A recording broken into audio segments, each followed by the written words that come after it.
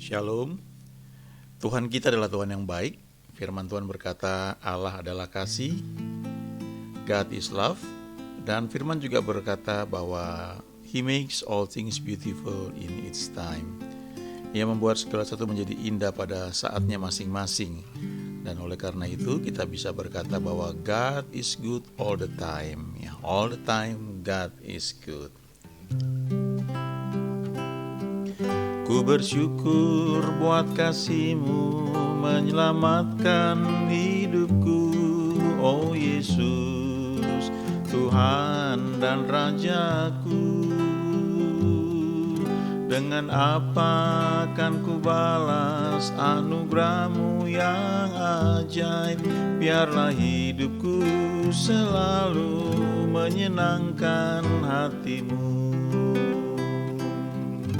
Ku bersyukur buat kasih-Mu menyelamatkan hidupku, oh Yesus, Tuhan dan Rajaku. Dengan apa akan ku balas anugerah-Mu yang ajaib? Biarlah hidupku selalu menyenangkan hati-Mu. Betapa kagum ku melihat perbuatan tangan-Mu, ajaib dan mulianya kuasa-Mu nyata dalam hidupku. Sungguh ku tak dapat mengerti besarnya karya-Mu, oh indahnya, oh heran kasih-Mu. Betapa kagum melihat perbuatan tangan-Mu, ajaib dan mulianya kuasa-Mu nyata dalam hidupku. Sungguh ku tak dapat mengerti besarnya karya-Mu, oh indahnya, oh heran kasih-Mu.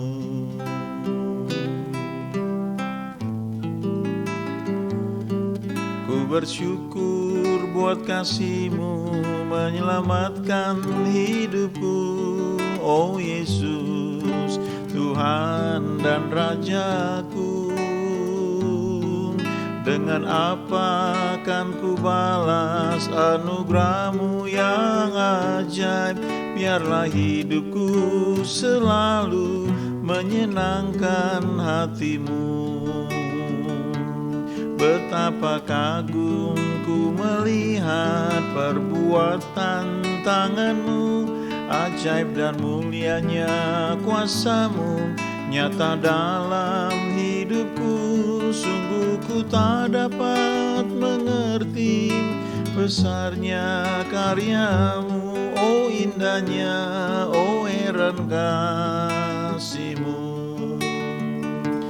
Betapa kagum melihat perbuatan tangan-Mu, ajaib dan mulianya kuasa-Mu nyata dalam hidupku. Sungguh ku tak dapat mengerti besarnya karya-Mu, oh indahnya, oh heran kasih-Mu. Oh indahnya, oh heran kasih-Mu.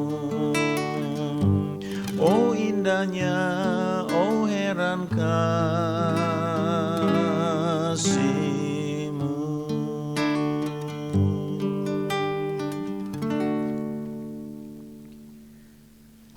Di Kisah Rasul pasal 6 ini cerita ketika jemaat mula-mula bertambah, dan tidak hanya jemaat tapi murid juga bertambah. Ya, kita lihat ini ada satu pelajaran yang menarik dari ayat 1 ya, Kisah Rasul pasal 6 mulai ayat 1. Pada masa itu ketika jumlah murid makin bertambah, timbullah sungut-sungut di antara orang-orang Yahudi yang berbahasa Yunani terhadap orang-orang Ibrani, karena pembagian kepada janda-janda mereka diabaikan dalam pelayanan sehari-hari.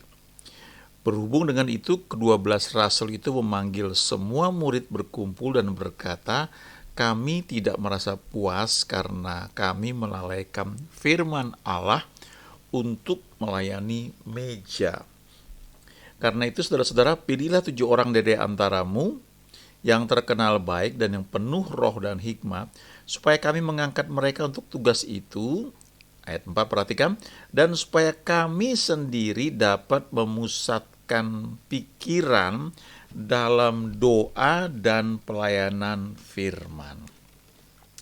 Nah, ini satu pelajaran yang bagus ya, karena kita itu ketika kita melayani ya, sebenarnya yang Tuhan perintahkan sebagai amanat agung itu adalah pergi menjadikan sebuah bangsa muridku, lalu dikatakan ajarlah mereka melakukan segala sesuatu yang telah kuperintahkan kepadamu ya. Lalu Tuhan bilang, ketahuilah aku menyertai kamu senantiasa sampai kepada akhir zaman. Nah, jadi sebenarnya yang Tuhan perintahkan tuh yang disebut amanat agung itu adalah menjadikan semua bangsa muridku, mengajar mereka. Jadi artinya fokusnya sebenarnya memang dalam pelayanan pengajaran atau pelayanan firman, doa dan firman. Kenapa perlu doa dan firman? Karena doa itu menunjukkan kebergantungan kita kepada Tuhan, dan untuk bisa mengerti firman-Nya, dan baru kita bisa melayani firman. Tapi kadang-kadang ketika pelayanan berkembang, dan itu terjadi juga di Kisah 6 ayat 1 ini ya, mau nggak mau banyak pekerjaan yang harus dilakukan. Dan karena banyak pekerjaan yang mesti dilakukan dan tidak tertangani, kalau nggak hati-hati kita bisa hilang fokus ya. Kita ditarik oleh kegiatan itu, tapi kita lupa inti atau tugas utama yang Tuhan berikan kepada kita ya. Apalagi dalam pelayanan penggembalaan. Tentu ada orang-orang yang dipanggil sebagai gembala ya, biasanya tuh hatinya tuh nempel kepada jemaat, kepada domba-dombanya ya. Saya belum pernah tahu ya kalau ada gembala yang ninggalin domba-dombanya ya. Ada, saya pernah ketemu ya waktu ada kerusuhan di Sulawesi ya. Ada orang, nggak tahu berapa orang, tapi ada yang satu yang saya tahu ketemu, karena alasannya jemaatnya sudah kocar-kacir ya, udah nggak ada, jadi mereka lari ke Pulau Jawa dan mereka mau bertumbuh ya. Mereka mau ya artinya di sana mereka menganggap di Sulawesi pada masa itu nggak ada yang bisa dikerjakan lagi, sehingga mereka lari ke Pulau Jawa. Tapi kalau orang betul punya hati gembala ya, dia nggak akan gampang itu tinggalkan domba-dombanya. Tapi nggak semua orang punya jawatan atau panggilan sebagai gembala. Ada yang mungkin sebagai pengajar ya, gembala memang sebaiknya bisa mengajar. Tapi ada orang yang dipanggil sebagai pengajar dan dia lebih menikmati bertumbuh di situ dibandingkan dia menggembalakan. Ya. Ada lagi yang mungkin Tuhan panggil sebagai penginjil.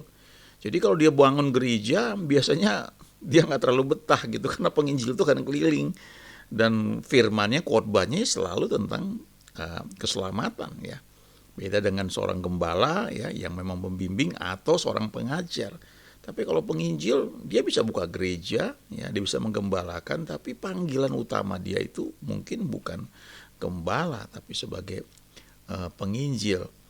Nah, ada juga yang mungkin orang-orang yang ketika melihat hal-hal seperti ini di akhir zaman di Indonesia khususnya, dari sejak beberapa tahun yang lalu, bahkan bertahun-tahun yang lalu, ketika orang begitu haus lapar akan yang namanya firman Tuhan, pujian, penyembahan, itu orang-orang yang punya kemampuan untuk memanage ya, atau mereka punya kemampuan dalam mengelola organisasi, punya ide, punya pemikiran untuk melihat peluang bisnis ya, mereka bisa buat itu kebaktian tengah minggu, hari Rabu misalnya, dan tidak mengganggu gereja yang ibadahnya hari Minggu.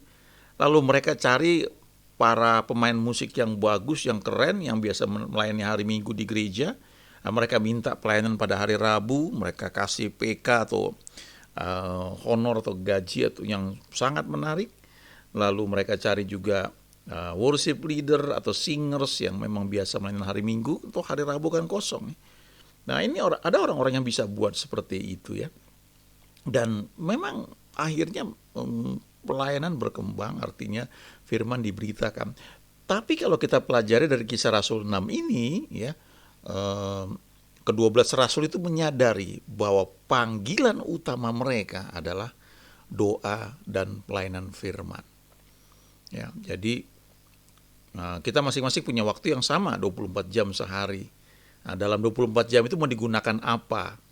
Ada satu kisah di kitab Lukas, cerita mengenai Maria dan Marta. Ketika Yesus datang ke rumah Marta, dan Marta sibuk melayani karena dia ingin memberi yang terbaik, tapi Maria fokus, kalau diterjemahkan ke sini, dalam doa dan firman. Artinya dia memiliki hati yang terbuka, mendengar Tuhan mengajar senantiasa. Lalu Martanya marah ya. Kadang-kadang ini terjadi seperti itu juga ya. Nah, kalau kita mulai tentu panggilan kita beda-beda ya. Ada orang yang sambil bekerja dalam perusahaannya, punya usaha, waktunya mungkin cuma sedikit sekali untuk dia bisa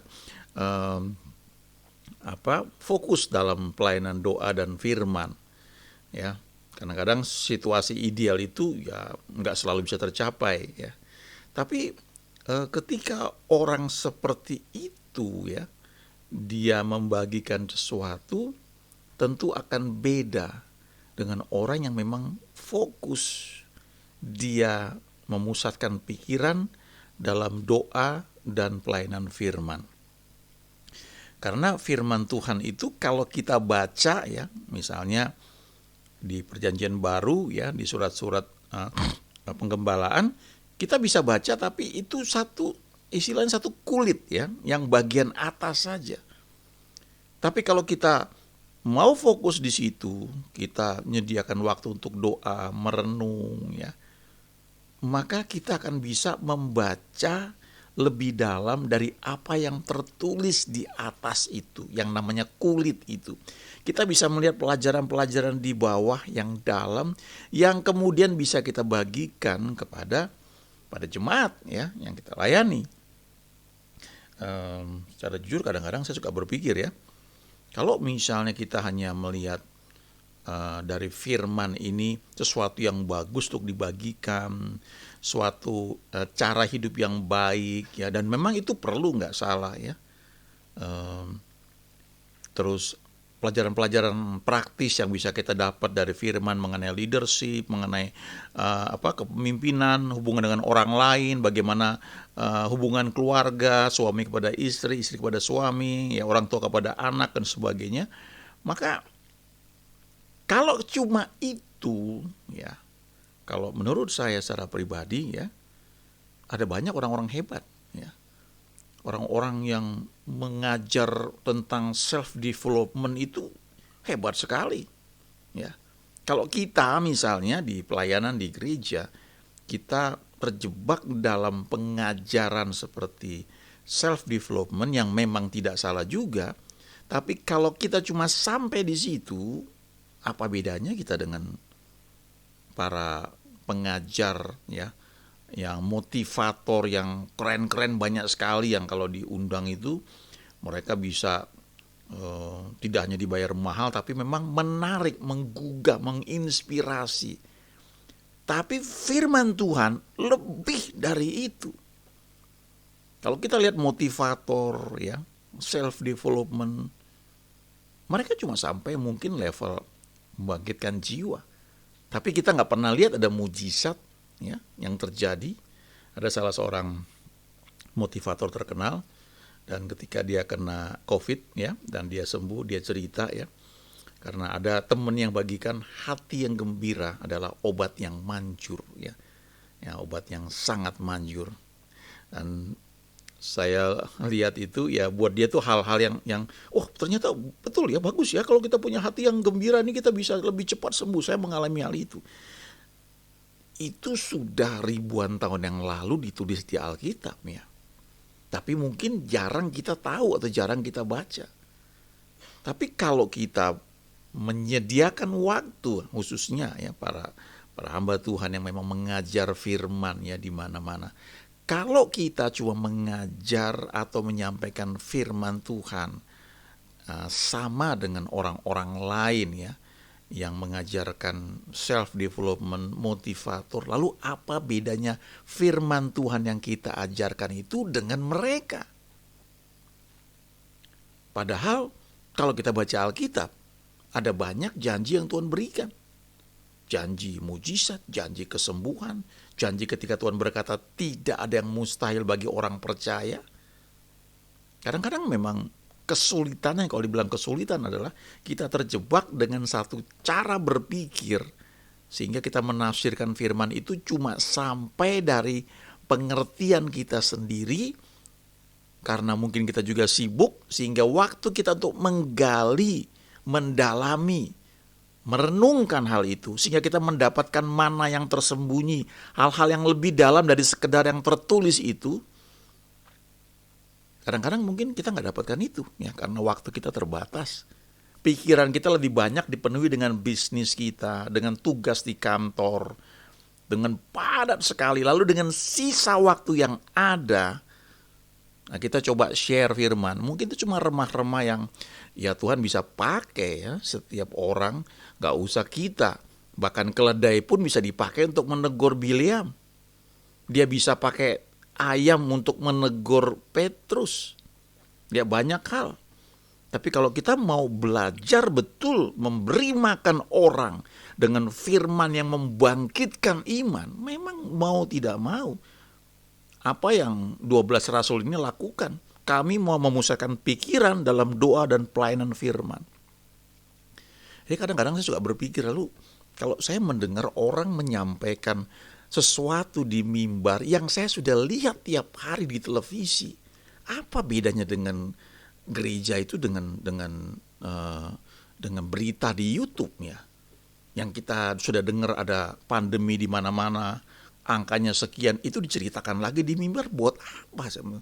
Kenapa tidak suatu firman yang membangkitkan iman? Kenapa nggak digali janji Tuhan yang membuat kita tuh beda dengan orang lain? Salah satu contoh misalnya perkawinan di Kana ya. Ini bagian firman yang bertahun-tahun yang lalu ya saya merenungkan, dan setiap ayat itu bisa menjadi berkat waktu kita baca. Perkawinan di Kana adalah cerita bagaimana Yesus membuat mujizatnya yang pertama, yaitu air menjadi anggur ya. Dan karena kisah ini, kalau Bapak, Ibu, teman pergi ke Israel, maka salah satu tempat yang dikunjungi adalah Kana, anggur Kana. Lalu di situ akan dibuat kebaktian, ada teman yang bahkan menikah di situ ya, atau melakukan janji nikah ulang kembali di situ. Padahal kalau kita baca di Alkitab, Kana itu pesta perkawinan, bukan pemberkatan nikah. Lalu Tuhan Yesus cuma diundang sebagai tamu sebenarnya, bukan dia yang memberkati di sana. Tapi karena sekian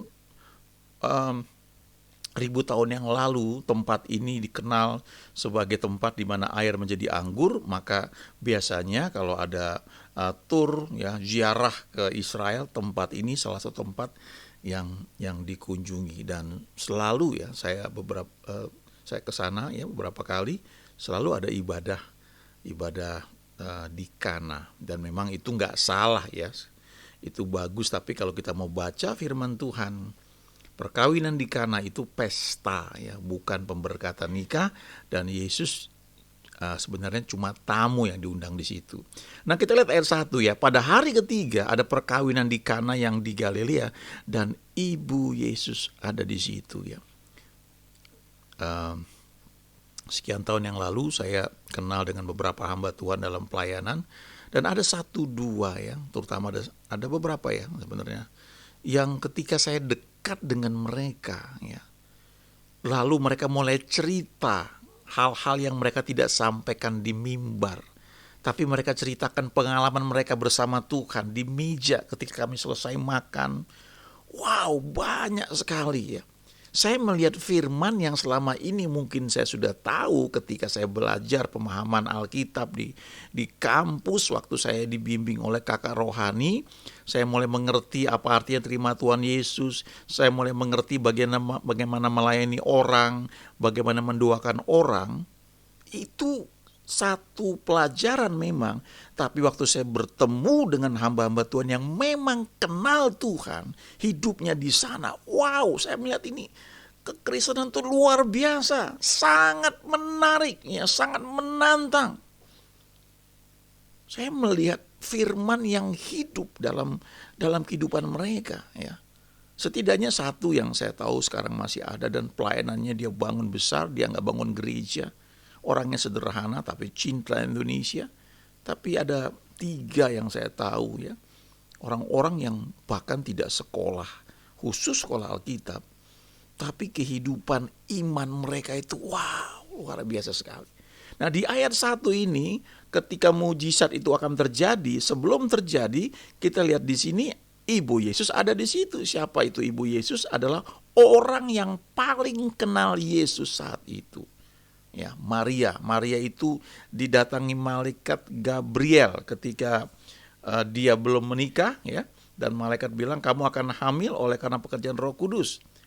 Lalu dia mesti menghadapi tunangannya Yusuf yang mau menceraikan dia. Tapi kemudian dia menghadapi banyak hal, ya. Ketika dia melahirkan Yesus, ya bayangkan dia masih perawan, dia melahirkan anak, ya, diberi nama Yesus, ya. Kemudian dia juga tahu pengalaman ketika Yesus berumur 12 tahun. Jadi ini contoh orang yang kenal Yesus. Nah, Bapak, Ibu, teman-teman, ya, kalau kita mau kenal kuasa firman Tuhan, tidak sekedar satu cerita, ya, satu khotbah atau ceramah yang seperti diceritakan oleh para motivator, maka bergaulah dengan orang-orang yang kenal Tuhan.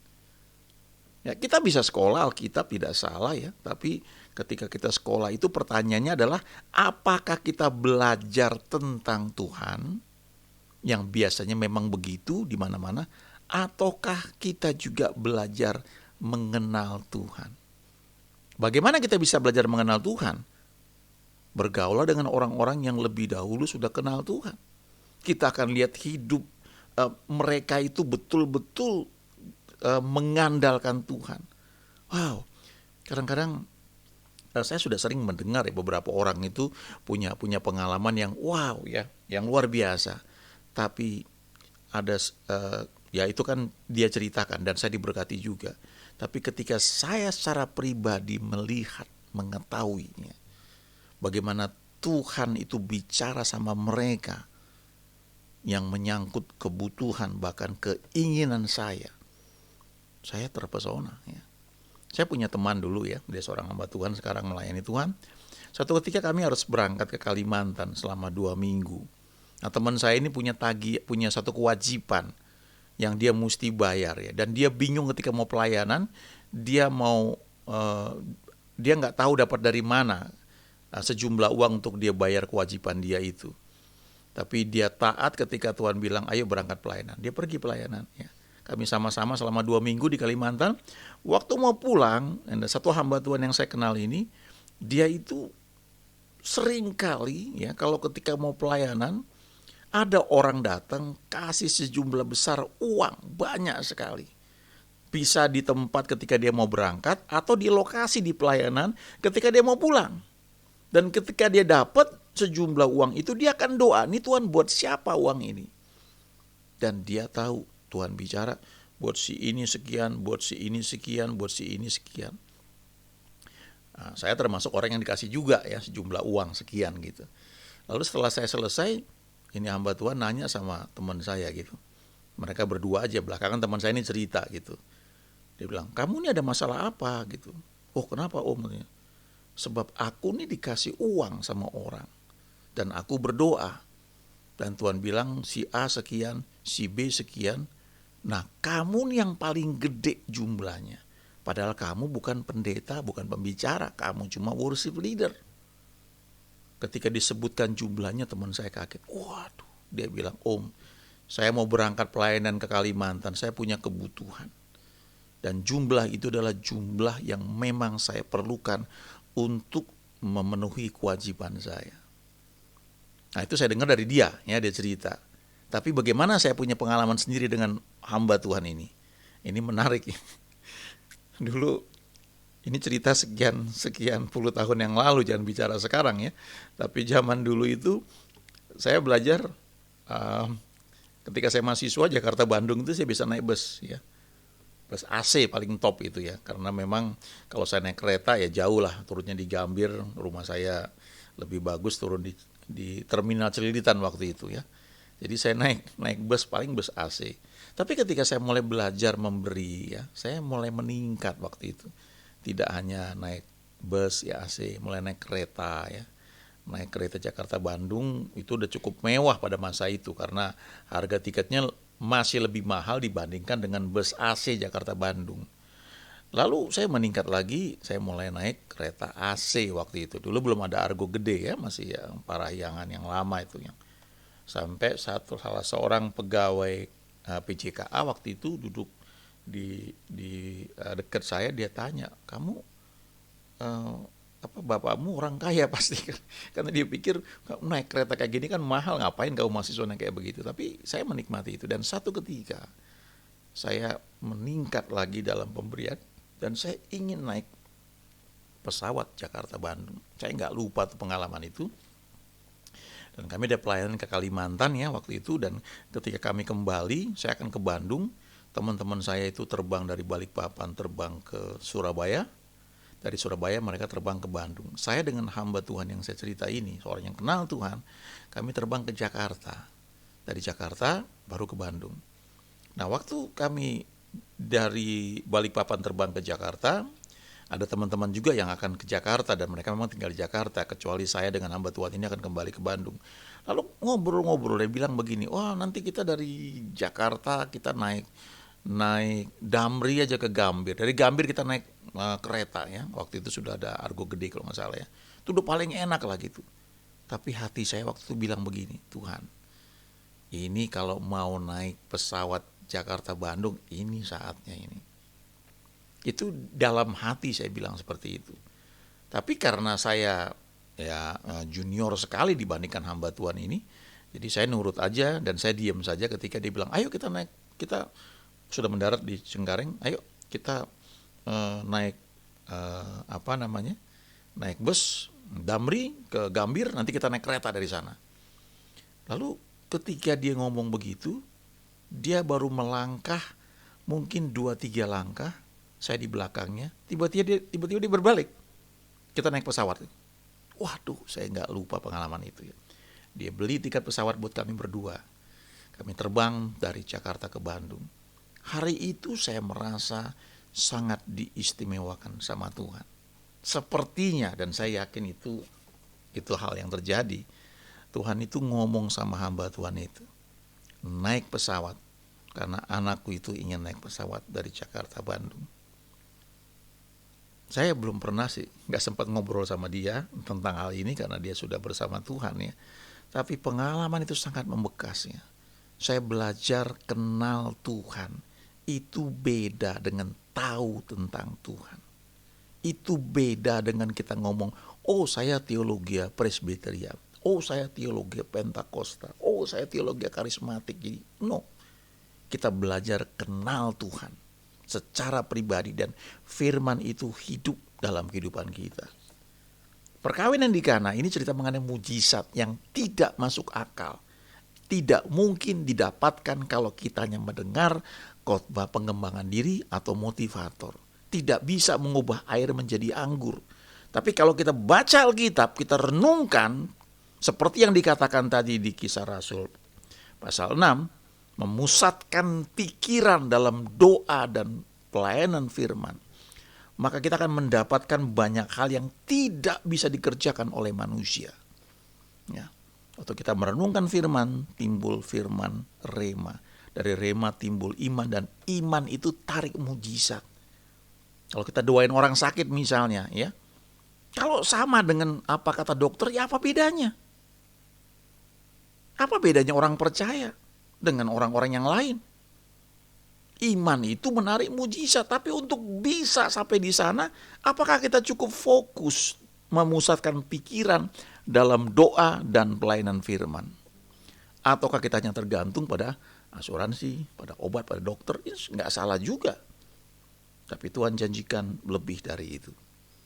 Nah, ayat 2 dari Yohanes 2 ini, Yesus dan murid-muridnya diundang juga ke perkawinan itu. Ini hal yang sangat penting ya. Kita melibatkan Yesus dan orang-orang yang mungkin sudah lebih dulu kenal Tuhan. Kita belajar dari mereka, tapi yang paling penting kita melibatkan Yesus dalam setiap bagian kehidupan kita. Ya. Satu ayat lagi, ayat 3 ya. Ketika mereka kekurangan anggur, Ibu Yesus berkata kepadanya, mereka kehabisan anggur. Nah, kita belajar di sini dari orang yang kenal Tuhan. Dia terbuka apa adanya. Poin yang ingin saya sampaikan ya pada kali ini adalah coba belajar kenal Tuhan. Yang pertama adalah ketika kita mau fokus dalam pelayanan, dalam doa dan pelayanan firman. Tentu waktu kita beda-beda ya. Ada yang kerja nggak bisa disalahkan juga ya. Tapi maksud saya begini, coba masuk lebih dalam dari sekedar menyampaikan firman yang di kulit. Tapi coba gali lebih dalam dan dapatkan hal-hal yang Tuhan janjikan bagi setiap orang percaya. Itu lewat cara pribadi. Tapi cara lain ya yang juga diperlukan, itu adalah bergaulah dengan orang-orang yang sudah kenal Tuhan lebih dahulu dan memang hidup di situ. Banyak hamba Tuhan pendeta dapat gaji, dapat PK. Tapi orang yang saya sebutkan, yang saya kenal itu, mereka tidak punya gereja. Ya. Mereka bukan sekolah Alkitab, tapi firman Tuhan itu real dalam hidup mereka. Dan Tuhan pakai mereka tidak hanya di Indonesia, tapi di banyak negara. Dan mereka membangun pelayanan yang memang diberkati juga. Kenapa? Mereka kenal Tuhan. Kalau kita saat teduh pagi, apakah kita cuma baca sekedarnya, ataukah kita punya kehausan mau belajar kenal Tuhan lebih dalam lagi? Ya, kalau kita mau melangkah lebih jauh, ada banyak hal yang Tuhan sediakan bagi orang percaya. Dan kita bisa mengalami apa yang dikatakan di firman Tuhan, bahwa God is love, He makes all things beautiful in His time, dan kita bisa mengalami bahwa God is good all the time. Kami mengucap syukur, Tuhan ajari kami lebih lanjut lagi, sehingga kami boleh mendapatkan makanan-makanan rohani, mana yang tersembunyi, tidak hanya buat kami, tapi untuk kami share ke orang lain. Tuhan, firman-Mu ya dan amin, tidak pernah berubah, dahulu sekarang dan selama-lamanya. Langit dan bumi akan berlalu, tapi perkataan-Mu kekal tetap selama-lamanya. Dan kami mau melihat bagaimana firman Tuhan adalah kata akhir. Itu penentunya, bukan apa kata dokter, bukan apa kata ahli ekonomi, atau apa kata orang pintar, tapi apa kata firman-Mu. Terima kasih Tuhan, kami ucap syukur dalam nama Yesus kami berdoa. Amin.